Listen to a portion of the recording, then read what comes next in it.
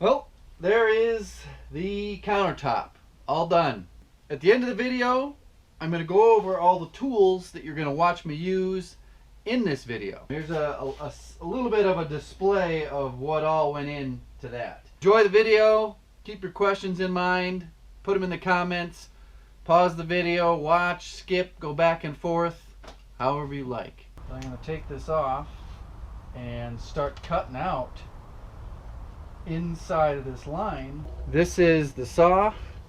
I think it's got a relatively new blade on there. Hooks up to a hose. On the end of my hose, I've got a little valve for these jets here to lubricate the blade.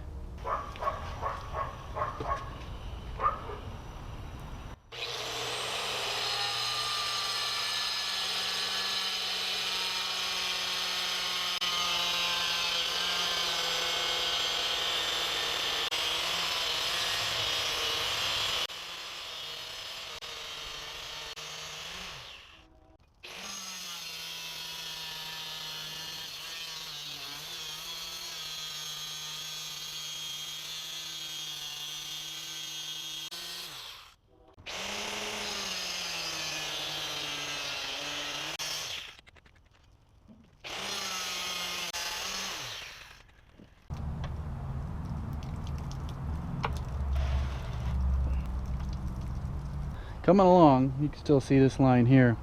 Been working this side here. I'm going to go on Amazon and order a different set of granite grinding stones.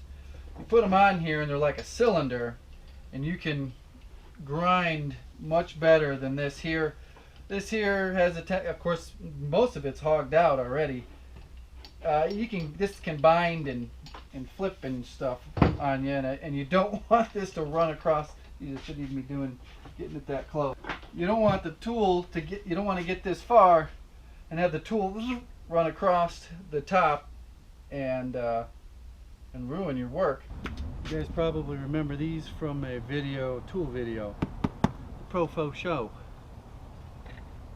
Wearing this, and I'm going to be doing most of the grinding with the diamond blade on a variable speed angle grinder with no water.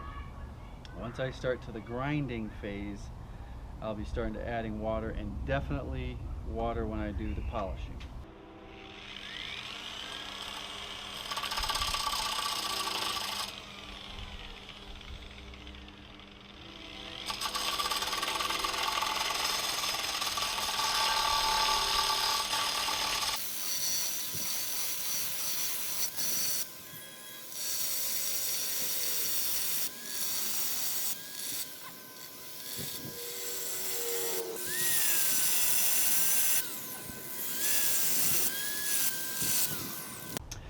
Ordered this beast of a grinder.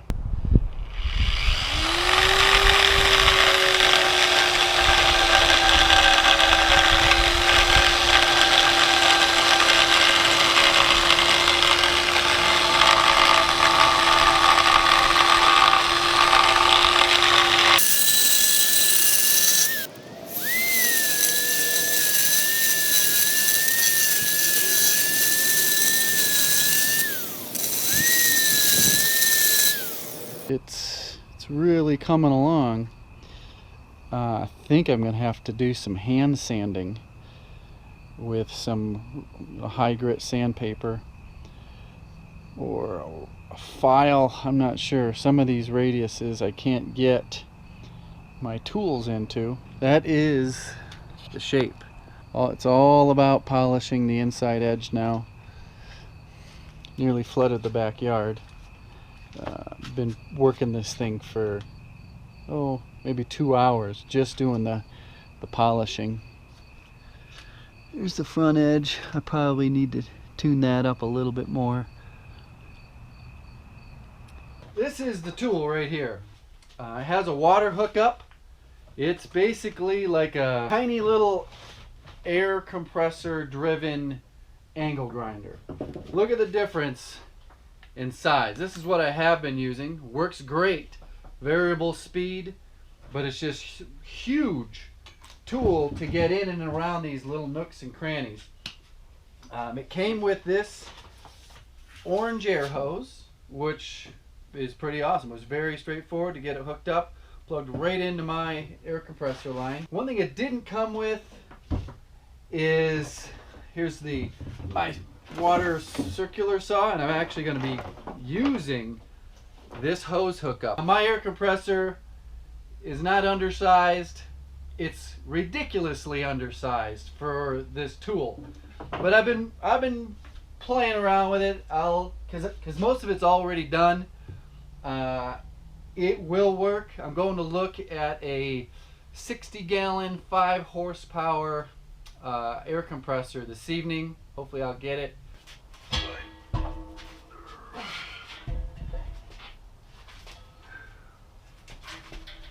Woo.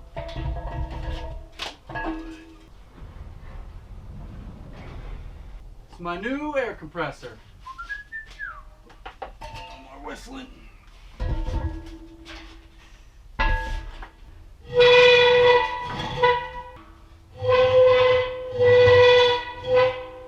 How does your cat think of that?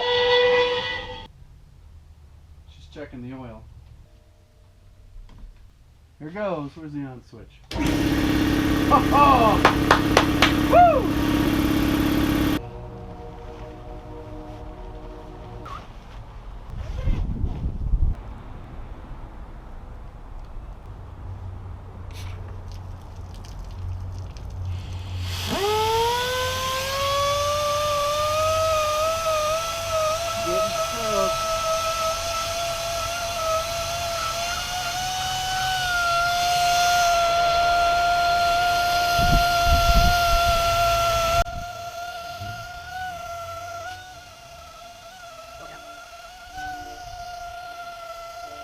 I just switched to the brand new number 2.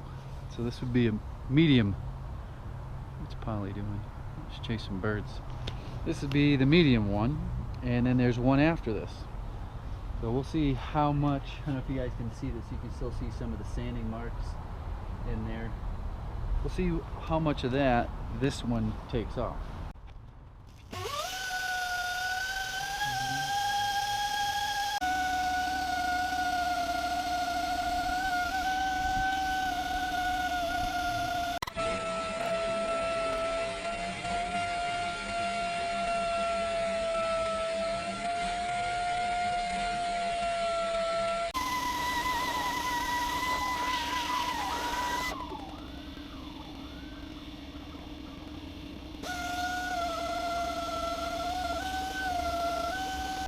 What I'm noticing is there's a major jump between number 2 and number 3.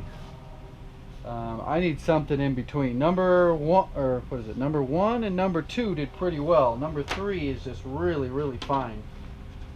So I've got all these other ones. That's 50. I don't need that. So I think I'm going to go with 800. Now remember, these are the ones that were staining the quartz. No matter what I did, no matter how much water I had on it. But that was with the buffer.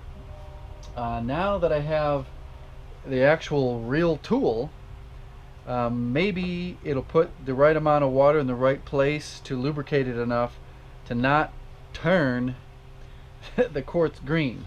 Moving right along, up to 3,000 now. This is all polished up to 3,000. And I can actually see a shine to the inside edge. So the next step is to go back, which I don't like to do, but with all these lines, they're curves, you can't get a flat, smooth, movement. What I'm trying to say is I gotta go back to like 800 grit and find any little imperfection, like right there, one right there, this one here I've been trying to get out. This section is pretty good. This is good. Got a few in here and a few over here. And what I'll do is get a pencil, circle all these little areas to go back to 800 and then go up to 15 and then 3,000 again. And I think that'll be it. Right now at 3,000 it's looking presentable. but I want to take it that extra, just that extra bit. As you saw in the first video of this, I cut it out to size with this wet circular saw. I started things out with a regular angle grinder. I'll just grab one here. Just a regular old angle grinder with your standard diamond wheel, diamond cutoff wheel. That got it to a general shape. Then I started using this one. This is just a stone, a grinding stone that goes on your standard angle grinder or polisher, variable speed polisher. This here is a Harbor Freight, and surprisingly it still works with all that water that got in there. I did quite a bit of the corners with this stone here. You can see how it's kind of got messed up. Got a little lopsided, started hopping a little bit, so I had to stop using it. I used a few other grits. This one was 36 grit. These both fell off. I think these are like 60 and 80 grit. They helped out getting into the corners. Now this one here, I thought I was going to use to remove a lot of material. It was kind of expensive. I'm not sure when I'll ever use this thing again. It didn't exactly work great. I couldn't get up close because it started wanting to chip things out too much, but it was useful. Then what I did is I went back to that wheel, this grinding wheel here, not a grinding wheel, this diamond blade here, and with the variable speed I was just working it. I think the video showed how I was doing it, but I went back to using this to do most of the removal. Well, I started polishing with this, with the variable speed, and having a hose on it. It worked okay, and if this was just a simple square and a circle, that's probably all I would have needed. But I needed more. So I bought this thing off of Amazon, and it turns out that this is like a pro-grade tool, an affordable pro-grade tool. This cost me $160. It says Gibson on it. I'll put a link for this. Oh yeah, the GPW7. I'll put a link to all this stuff in the description. This thing is awesome. It is, look at the size difference in these things. This works so good. If I had started with this from the beginning, I would have saved myself 2 hours worth of polishing and grinding. You've heard me mention a couple times that the color from these pads were like sticking to the countertop. That caused me to order some different ones. These ones here are probably 6 or 7 years old, so I ordered some brand new ones in white, thinking that it would be different. It wasn't. What I found is after switching to this, the color transfer was reduced by like 95%, and in a lot of areas it didn't, no matter which color I used, it didn't stick to the quartz. These are the new ones. The ad claimed that this is all you need, 1, 2, and 3. Well, that isn't quite true. Number 1 was good. Number 2 was good.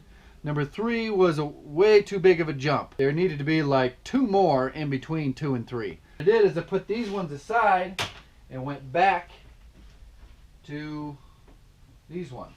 I used 400 grit just a little bit. I mainly worked with these 4 here. This is 800 grit, and I gave that a good workout. This one is pretty much shot. You can see how I was using the corner of this to get into all those corners. So 800, then I went to 1500. You see how that one's a little less worn out. Then 3000. Little workout on that one too. And then this was the last one, which is just says buff. And you can see this one is still usable. And that took me to a near perfect finish, but it still left a little bit of green in certain areas for some odd reason. I don't know what I was doing. Maybe just not lubricated enough, but I was happy with it. I ordered another product off of Amazon. I guess this is it. It says it's an etch remover. Removes watermarks, etch marks, water rings, dull spots, and light scratches.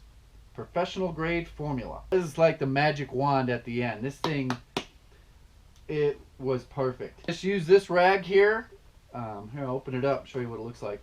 It's just kind of like polishing compound. And worked it all inside, all these radiuses, worked the outside. It cleaned it, made it perfectly white, and man, it just took it to that fine finish. Now I am going to get a sealer. That stuff doesn't seal. There is a sealer that I can get to put on these edges. This is actually the back side, so this would be the front side right down here. Yeah, it's kind of hard. Oh, you can see the shine on it there. And I think what a sealer does, I really don't know what a sealer does yet. I'm guessing it seals this up and puts that extra finish gloss on there. But that's what it looks like.